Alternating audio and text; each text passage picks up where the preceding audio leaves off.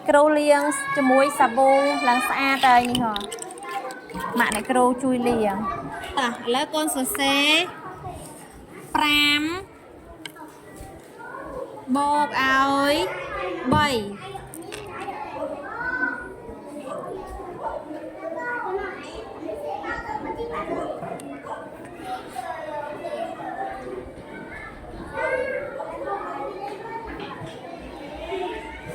តា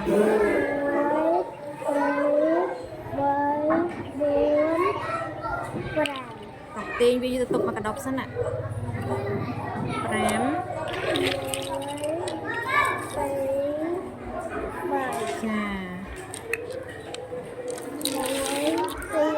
ចាដាក់លើដាក់ជើងលើតុក6 7 8ចា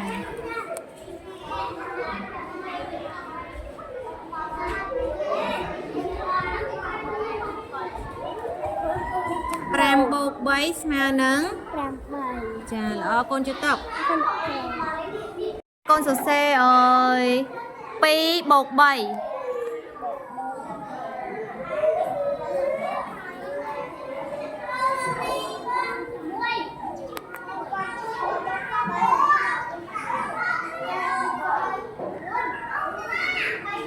តោះរាប់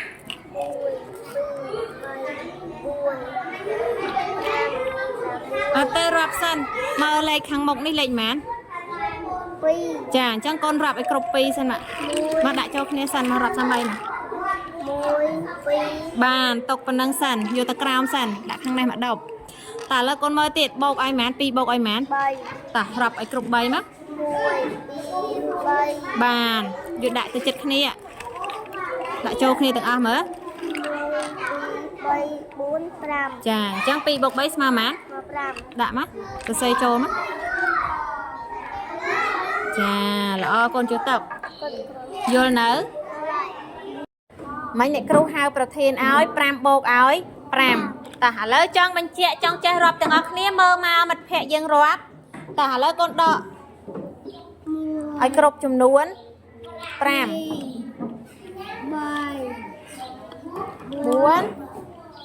5ចាបាន5បូកឲ្យប៉ុន្មានបូកឲ្យប៉ុន្មានតោះរាប់ឲ្យគ្រប់5ទៀត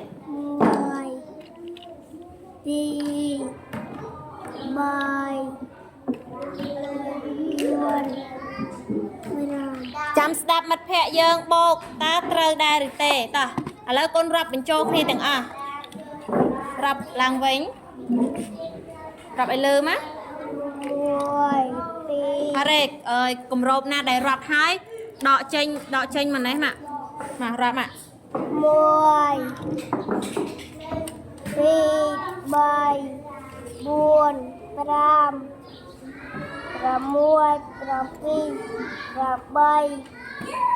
9 10ចាអញ្ចឹង5បូក5ស្មើ10ទេដៃឲ្យមិត្តភ័ក្ដិមួយ